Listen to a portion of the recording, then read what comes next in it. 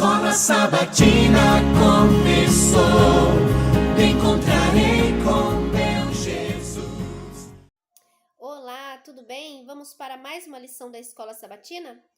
Essa semana nós estudamos a lição 4, Testemunhas de Jesus como o Messias. Verso para memorizar, João 3,3. Em verdade, lhe digo que, se alguém não nascer de novo, não pode ver o reino de Deus, né? Sem dúvida, Jesus deu às pessoas evidências bíblicas poderosas, né? De quem ele era, né? Inclusive, essa declaração de Jesus em João 6,47. Em verdade lhes digo, quem crê em mim tem a vida eterna. Então, Jesus não só fez grandes milagres, sinais, né? Transformar água em vinho, alimentar milhares de pessoas com poucos pães, curar paralítico no tanque de Betesda, dar vista, né, a um cego de nascença, dentre outras coisas. Não somente isso, mas nós temos também no Evangelho de João, né, testemunhas que Jesus é o Messias, é o Filho de Deus, é o Criador. João, aponta até mesmo para o testemunho do próprio Pai e para o testemunho das Escrituras, né? Porque as Escrituras falam a respeito de Jesus.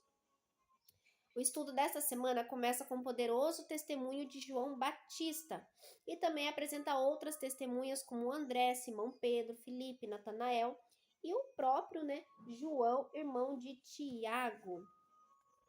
O testemunho de João Batista. Como vimos na lição passada, o Evangelho de João começa com Jesus Cristo, a palavra ou verbo, né, em sua existência eterna antes da criação. Mas no mesmo prólogo de João, João Batista aparece ali como testemunha de Jesus, né? Alguns judeus na época esperavam dois messias, um sacerdotal e um real, né? João ensina claramente que João Batista não reivindicava ser um desses messias. Em vez disso, era uma testemunha do único e verdadeiro Messias, né? Isso a gente lê lá em João capítulo 1, a partir do verso 19. Os líderes religiosos enviaram sacerdotes e levitas para perguntar a João quem ele era, né? Porque existiam altas expectativas messiânicas que havia na Judéia, né? Então, era importante que João Batista esclarecesse a sua relação com essas expectativas. Muitas pessoas viram a maneira com que João pregava, a sua mensagem, e questionaram ele a respeito do Messias, né? E João, então, responde de maneira clara: eu não sou o Cristo. Além disso, João batizava o quê? Com água, mas Cristo batizaria com o Espírito Santo. João não era digno de desamarrar as correias das sandálias de Jesus. Cristo era mais importante que João, porque existia antes dele. Jesus era o Filho de Deus e João apenas apontou para ele, né? Em uma época de estradas esburacadas e cheias de pedras, às vezes servos eram enviados adiante, né, à frente da carruagem do rei, para nivelar a superfície da estrada, eliminar ali as curvas, né, acentuadas, suavizar o caminho do rei.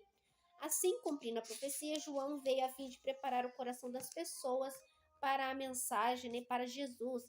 A pregação dele era uma pregação para arrependimento. Então, João veio preparar o caminho para o Messias, o Cordeiro de Deus. A nação hebraica esperava, né, um Messias que libertasse eles do quê? De Roma, né, da opressão ali, do jugo de Roma. E por isso que um dos objetivos, né, do Evangelho de João era mudar a compreensão dos leitores, né, sobre esse Messias, para que eles reconhecessem que Jesus cumpria a profecia a respeito do rei vindouro. O Messias não seria um governante terrestre. Ele tinha vindo para cumprir todas as promessas do Antigo Testamento a respeito dele mesmo, né? Inclusive se sacrificando em favor de todo o mundo. A declaração de João Batista sobre Jesus como Cordeiro de Deus, que é aquele momento que ele está ali no Jordão batizando as pessoas, ele avista Jesus e ele fala: eis aí o Cordeiro de Deus que tira o pecado do mundo, né? Essa declaração afirma o propósito do Evangelho de João, que é trazer uma compreensão renovada da obra e da natureza do Messias. Jesus seria o cumprimento das promessas do sistema sacrificial, remontando a promessa do Redentor, né? Então, Jesus viria ali como a ovelha, o sacrifício, a oferta no lugar dos pecadores. Ainda que João Batista precisasse conhecer mais sobre o ministério de Jesus, ele tinha certeza de que ele era o Messias prometido, aquele que viera para cumprir as profecias, né? Os dois discípulos de João. Dois discípulos de João estavam com ele quando Jesus passou e João declara, né? Eis o Cordeiro de Deus. Ao ouvir a mensagem sobre o Cristo, que cumpriria as promessas sobre a vinda do Messias, deixaram João para seguir Jesus, reconhecendo que ele era maior do que João e era o cumprimento da mensagem profética. Desejando estar com Jesus, aqueles discípulos passaram o dia com ele. Imagine coisas incríveis que eles aprenderam e experimentaram naquela oportunidade, né? Deve ter sido realidades transformadoras, porque em pouco tempo o desejo deles era compartilhar aquela experiência com outras pessoas. André, um dos dois discípulos, imediatamente encontrou seu irmão Simão e disse: achamos o Messias, né? O momento que eles passaram ali com Cristo foi suficiente para a chama começar a arder em seus corações e eles queriam dividir isso com os outros, né? Quando André levou seu irmão a Jesus, ele imediatamente mostrou que o conhecia Jesus dizendo, você é Simão, filho de João, agora será chamado Cefas. Jesus conhecia e entendia Pedro. A verdade de que Cristo conhece as pessoas é um tema recorrente também no Evangelho de João. Toda a ênfase do Evangelho de João é trazer luz quem é Jesus, para que essa boa nova possa ser compartilhada com o mundo, né? Nós falamos isso quando iniciamos ali a respeito desse novo trimestre, né? Falando sobre o Evangelho de João, que o objetivo central, principal, primordial do Evangelho de João é fazer com que as pessoas entendam quem Jesus é. Não somente aquilo que ele faz, mas quem ele é verdadeiramente, para que elas encontrem vida e vida eterna em Jesus. Mais uma testemunha aqui, Felipe e Natanael. Felipe era de Betsaida, assim como André e Pedro. Ele encontrou Natanael e lhe contou sobre Jesus. João chamou Jesus de Cordeiro de Deus. André disse a Pedro que havia encontrado quem? O Messias. Mas Felipe menciona Jesus como aquele sobre quem Moisés e os profetas escreveram e acrescenta o nome Jesus de Nazaré. A referência a Nazaré desencadeou uma forte reação de Natanael, quando ele disse, olha, encontramos aquele a quem Moisés e os profetas escreveram, né? Jesus de Nazaré, por citar a cidade de Nazaré, causou um preconceito em Natanael. Natanael tinha preconceitos contra essa cidade. Um rei não viria de tal local. O preconceito cega os olhos, impedindo-os de ver o que as pessoas são.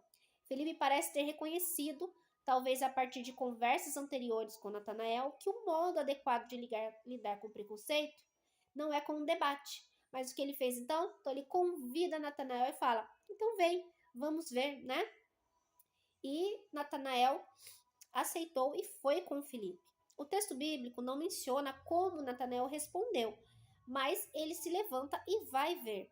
Sua amizade com Felipe era mais forte do que o preconceito e sua vida mudaria a partir daquele momento. Jesus diz palavras bonitas sobre Natanael, né, em João 1,47.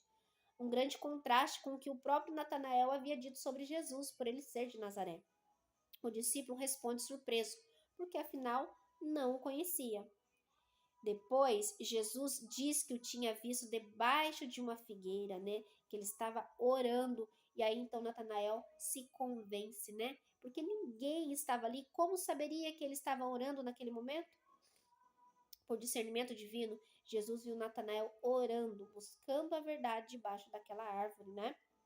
Então, ele entende naquele momento que se tratava, sim, do Messias. A revelação de um fato aparentemente significante, simples, né? Levou a uma confissão de fé. Naquele momento ele diz, né? Filho de Deus, Deus de Israel. Ele então entende que não estava tratando de um homem comum, mas do verdadeiro Messias. E agora, para terminar, nós vamos ver o testemunho de Nicodemos, né? Nicodemos era um mestre em Israel e um abastado membro do Sinédrio. Seu testemunho tem papel importante por vários motivos. Ele se referiu a Jesus como Rabi, né? E apontou os sinais que Jesus havia que Jesus fazia como evidência de sua missão divina.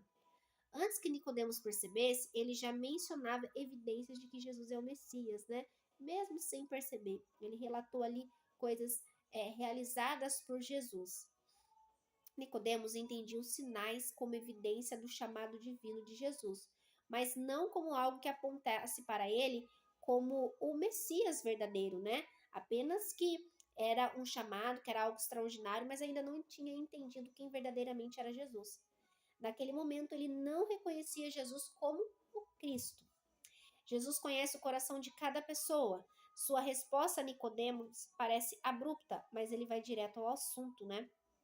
Porque Jesus, ele fala que era necessário nascer de novo, né? Embora os judeus acreditassem que os gentios precisavam ser convertidos, muitos não entendiam que eles também, mesmo fazendo parte do povo escolhido, precisava de conversão, dessa experiência, né? Ninguém nasce salvo, independentemente de sua nacionalidade ou da igreja que foi criado.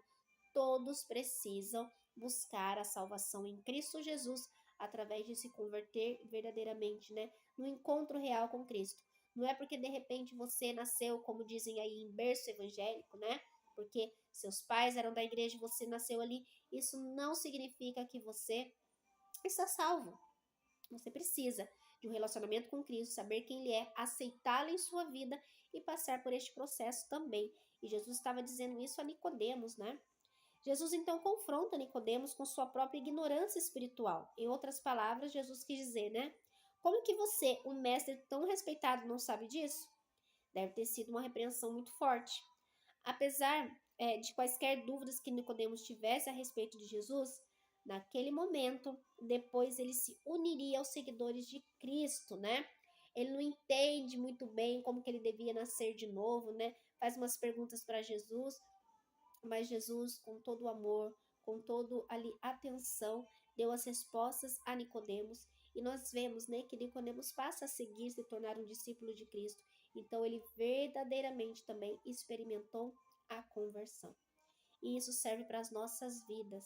Independente de onde você nasceu, sua nacionalidade, sua igreja, a sua vida, o que você já viveu ou deixou de viver, Cristo está acessível a todos que buscam, a todos que querem, a todos que se achegam até Ele, né?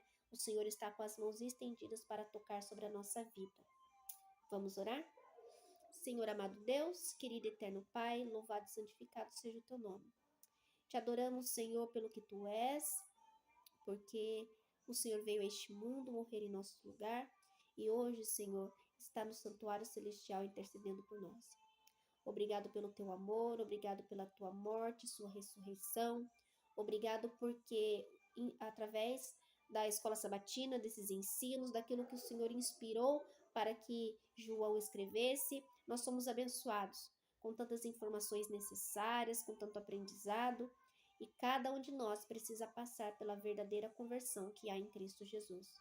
Nos ajuda, Senhor, nos auxilia nas nossas falhas e nos nossos defeitos, nos fortalece para seguirmos contigo, em nome de Jesus.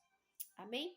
Que Deus abençoe a mim e a você, que possamos continuar mergulhando, se aprofundando em sua palavra. Amém? Até o próximo estudo.